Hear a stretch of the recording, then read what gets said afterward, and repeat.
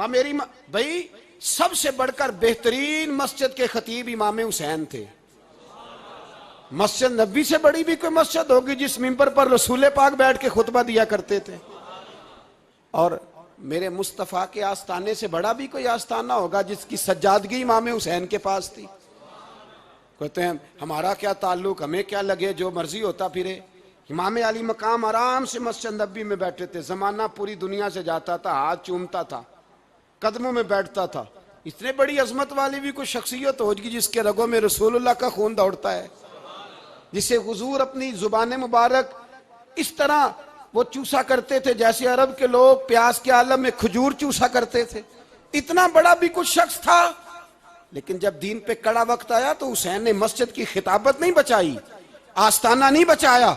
इमाम अली मकाम ने कहा कूफा लुटता है तो लुटता रहे, दमिश्क में फसाद होता है तो होता रहे, वो मुल्क के शाम की बच्चियां रो रही हैं तो रोती रहे कि हम पे यजीद काबज हो गया, मेरी मस्जिद आबाद है, काफी है ना। इमाम हुसैन निकले और निकल के कहने लगे जन्नतुल बकी वाली जगह पे खड़े होके, या रसूल अल्लाह मैं जा रहा हूं, मैं जा रहा हूं और आपके लिए जा रहा हूं, इसलिए कि मुझे उस शाम को बचाना है जिस शाम में रसूलुल्लाह का कलमा पढ़ने वाले लोग बसते हैं।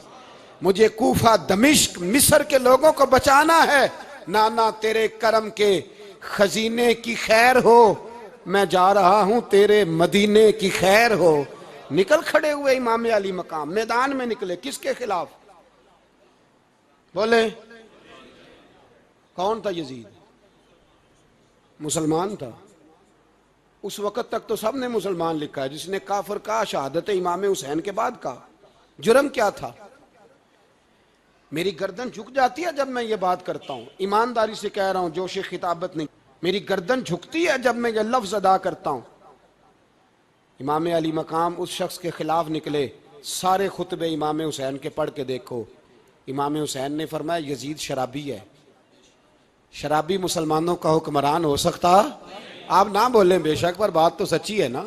इमाम हुसैन ने फरमाया शराबी को वोट दिया जा सकता? हो सकता?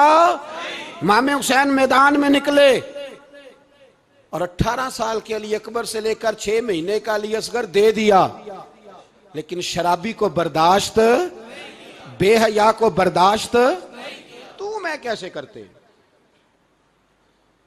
दोस्ती कातल से भी, मकतूल से याराना भी, अपनी जेब से फ्लेक्सें छिपवा के जालिमों, जाबरों, बदमाशों को वोट देते हो। इमाम हुसैन को तेरी देग की जरूरत है जो तू 10 मुहर्रम पे पकाता है, चावलों की जरूरत है जो तूने 9 मुहर्रम को पकाए।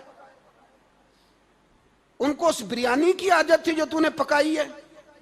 मेरे घर में फलां MNA MPA साहब आ गए थे, इमाम हुसैन के घर के अंदर यजीद ने पैगाम भेजा। उसने कहा जैसे कहोगे कर लूंगा, जितने पैसे कहोगे दे दूंगा, जितनी मस्जिदें कहोगे बनवा दूंगा, जितने इदारे कहोगे तमीर हो जाए, मुझे ना छेड़ो। आपने फरमाया ना, मस्जिद मदरसे उस वक्त आबाद रहते हैं जब हुक्मरान सही होते हैं, और जब हुकूमतें गलत होती हैं तो फिर मसाजिद आबाद, फिर मदारस की आबादकारी हो ही नहीं सकती। मैं दीन में नया रखना खोल दूं? इमाम अली मकाम खड़े हुए, पर मैं क्या करूं? हुकूमत क्या करूं? हुकूमत से क्या कहूं? अगर मेरी मिल्लत के अपने जवान के मोबाइल में रंडियों का नाच हो तो 10 मुहर्रम को तो इमाम हुसैन करबला में तड़प जाते होंगे।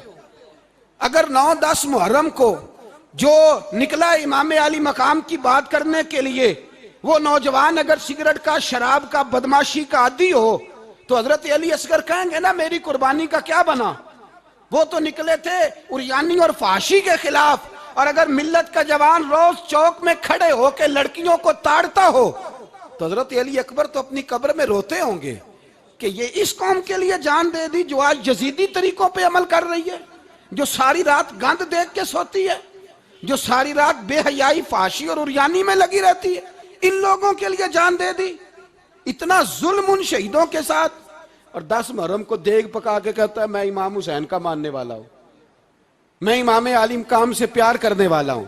ना भाई ना, दोरंगी छोड़ के या करंग हो जा, सरासर मोम हो जा या संग हो जा, उम्मत मुस्लिमा को बेदार होना पड़ेगा।